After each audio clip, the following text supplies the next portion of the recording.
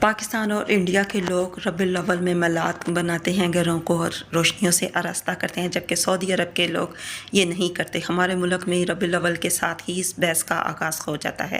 تو میں ان لوگوں کے لیے صرف اتنا کہنا چاہوں گی کہ اس مہینے میں رحمت العالمین کی آمد ہے، ٹھیک ہے۔ اللہ تعالیٰ نے آسمان سے نور کی بارش کی، وہ خود ایک نور ہے۔